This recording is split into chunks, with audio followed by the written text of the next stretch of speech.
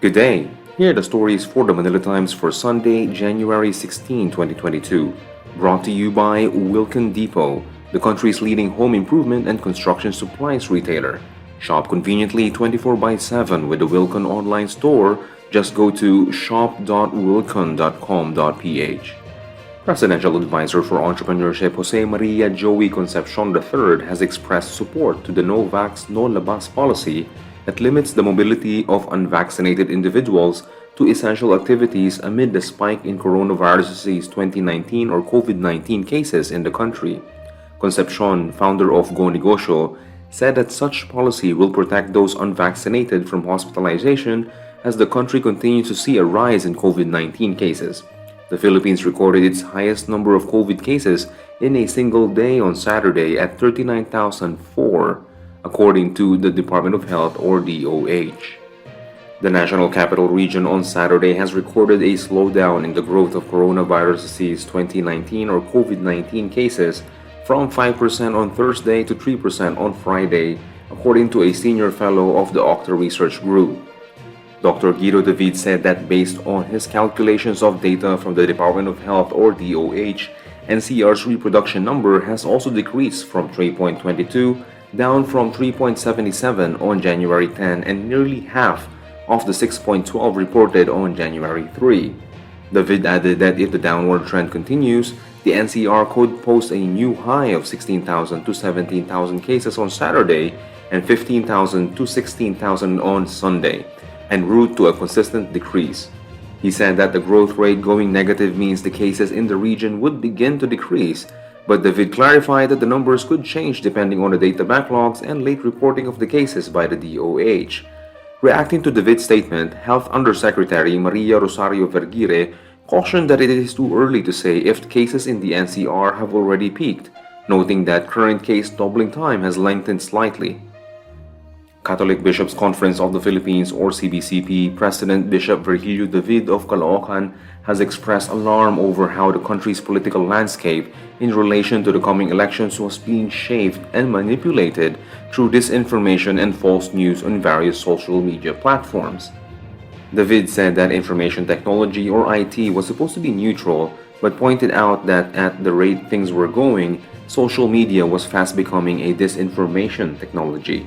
The prelate cited the surveys for the positions of president and vice president, which he found extremely disturbing, knowing how Filipinos go for winnables rather than actually voting according to their conscience. 60 civil society organizations under the Syntax Coalition sent a petition to President Rodrigo Duterte asking him to veto the bills legalizing the sale of electronic vaporizers or vapes and heated tobacco products. Senate Bill 2239 and House Bill 9007 mandate the lowering of the age limit of access to e-cigarettes and vapes from 21 to 18 years old, the transfer of its regulatory jurisdiction from the Food and Drug Administration to the Department of Trade and Industry, and the manufacturing of multiple flavorings for vape products. The coalition called the two legislations anti-youth and anti-health. Among the groups who signed the petitions were the Action for Economic Reforms, Action on Smoking in Health Philippines, Barangay Health Worker Groups, Philippine Health Council, Philippine Legislators Committee on Population and Development, Southeast Asia Tobacco Alliance, and Social Watch Philippines. Former Senator Ferdinand Marcos Jr. on Tuesday called on the government to allocate funds for RT-PCR tests for both local and overseas workers. Marcos, who is running for president, noted that several companies only give their employees access to antigen tests because it is cheaper, and once they tested positive, they are barred from working without sickness benefits because the Employees Compensation Commission or ECC requires only RT-PCR results.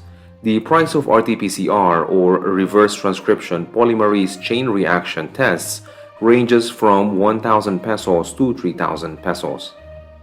In business, recovery of the local economy this year is seen to be driven by a wider vaccination rollout, accommodative fiscal and monetary policies, and infrastructure spending. In a webinar organized by the Nordic Chamber of Commerce of the Philippines on Friday, Asian Development Bank Country Director for the Philippines, Kelly Bird, said they have upgraded their economic growth projections for the country this year to 6% from the previous 5.5%. He noted that road drivers would include the government's accommodative fiscal policy and sustained public spending in infrastructure, especially with spending to reach close to 6% of GDP this year. He also underscored the role of the vaccination rollout would play in the country's rebound, as it would be crucial in restoring consumer and business confidence.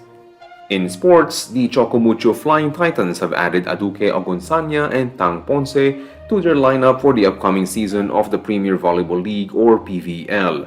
Chocomucho made the announcement on Friday as they welcome middle blocker Agonsanya and libero Ponce through their social media pages.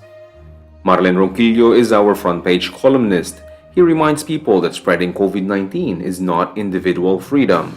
Today's editorial pays tribute to the late national artist for literature F. Shonil Jose. Read a full version on the paper's opinion section or listen to the voice of the Times. For more news and information, get a copy of the Manila Times on print, subscribe to its digital edition, or log on to www.manilatimes.net.